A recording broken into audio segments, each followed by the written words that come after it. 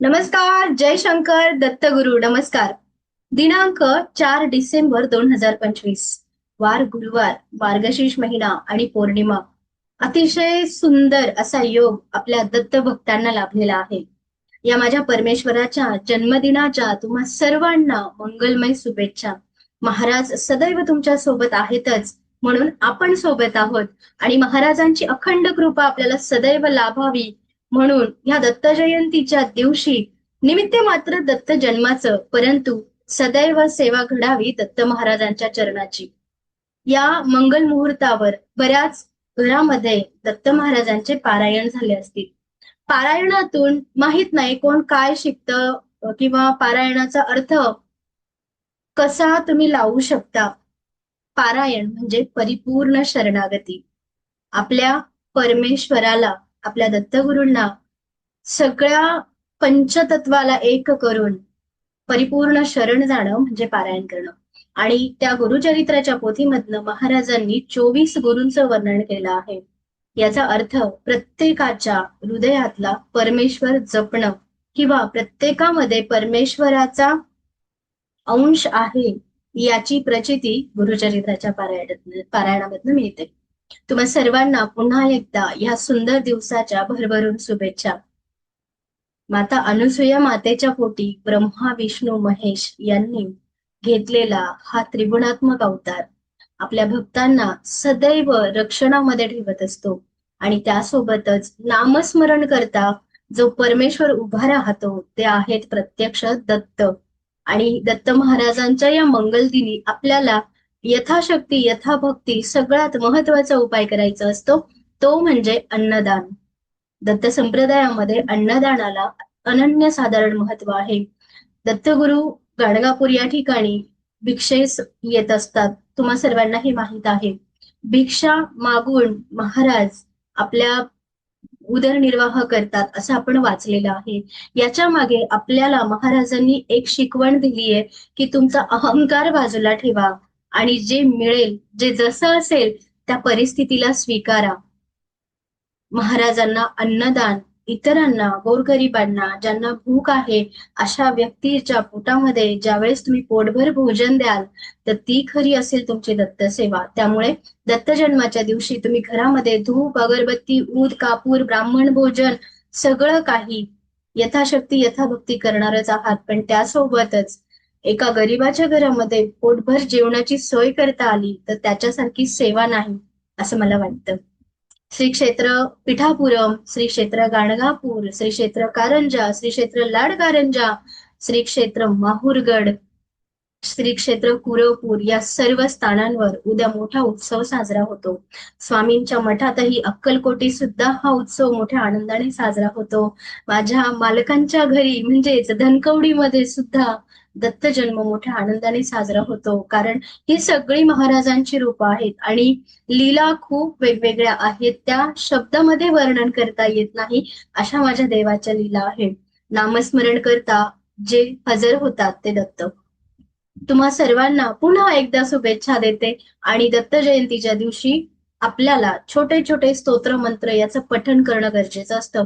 ज्यांना पारायण करणं शक्य झालं नाही, काळजी करू नका. पारायण केलं नाही तरी महाराज आपल्या भक्तांचं रक्षण नक्कीच करत असतात. या दिवशी तुम्ही गाईला चारा देणं गरजेचं राहील. गाईला केळी खाऊ घाला. गुरुवार आहे, गुरुवारच्या दिवशी केळीचं दान तुम्ही केलं पाहिजे. गोमातेला तुम्ही केळी खाऊ घातली पाहिजे. कुत्र्याची, श्वानाची पूजा करावी. कारण श्वान महाराजांच्या आसपास असतात, गोमाता पाठीमागे असते आणि यांची सुद्धा सेवा आपल्याला होणं तितकंच गरजेचं आहे. चराचरामध्ये असणाऱ्या सगळ्या सजीव निर्जीव व्यक्ती आणि वस्तूला मनापासून धन्यवाद द्या. आपल्या वास्तूमध्ये सायंकाळच्या वेळेस करुणा त्रिपदी अवश्य म्हणा. करुणा त्रिपदीचा अर्थ अतिशय सुंदर आहे. करुणा त्रिपदी अवश्य उद्या सगळ्यांच्या घरामध्ये सायंकाळच्या वेळेस सामुदायिक झाली पाहिजे. वास्तूमध्ये शंखनाद अवश्य करा. आणि आपल्या वास्तूमध्ये वास्तूच्या ईशान्य कोपऱ्याला शुद्ध तुपाचा दिवा लावून त्याच्यामध्ये चिमूटभर केसर आणि चिमूटभर हळद टाकून तो दीप आपल्याला लावायचा आहे. उद्या श्री ॲस्ट्रो वास्तुरेखेच्या माध्यमातून सायंकाळी दत्त साधना सुद्धा होणार आहे आणि ही साधना सगळ्यांसाठी मोफत असणार आहे. आपण जर इच्छुक असाल तर आपणही यामध्ये सहभागी होऊ शकता. महाराज आपल्या अंतःकरणामध्ये आहेत आणि ती प्रचिती प्रत्येक दत्तभक्ताला ही क्षणोक्षणी पदोपदी येत असते. अशक्य ही शक्य महाराज करत असतात याची प्रचिती आपण सगळ्यांनाच येते.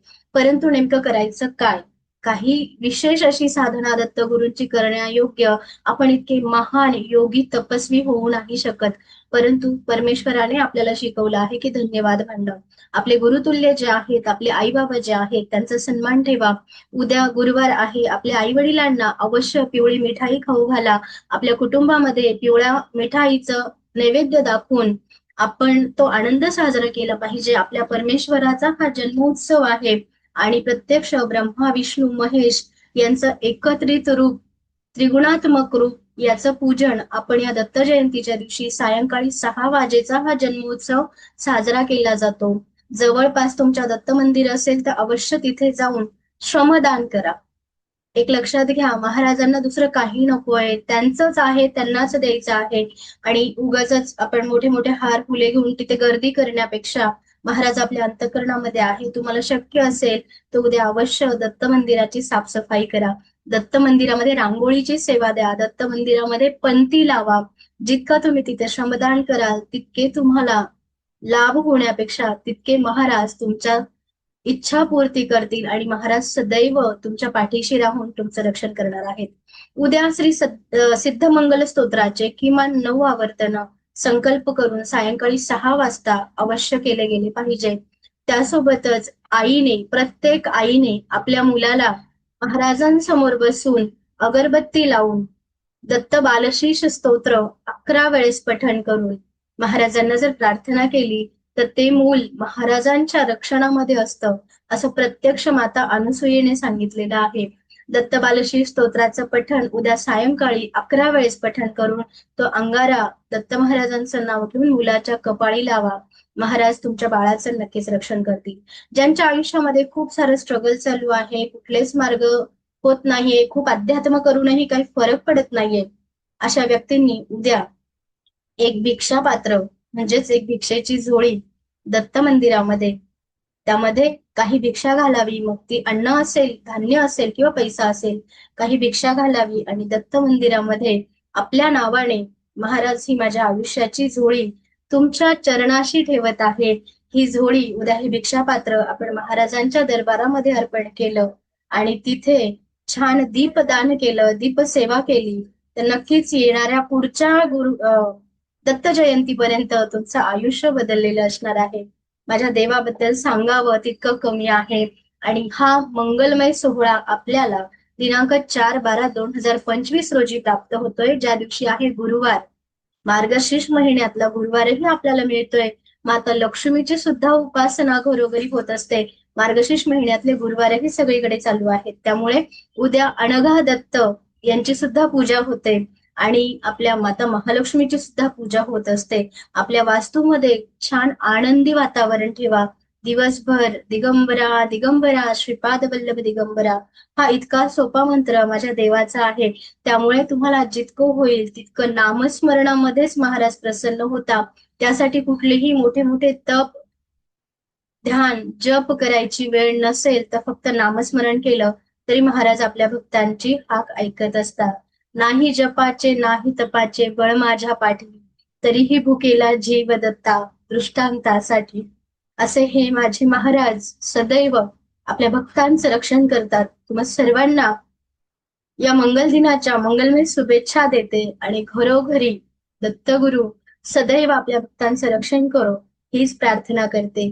जय शंकर दत्तगुरु.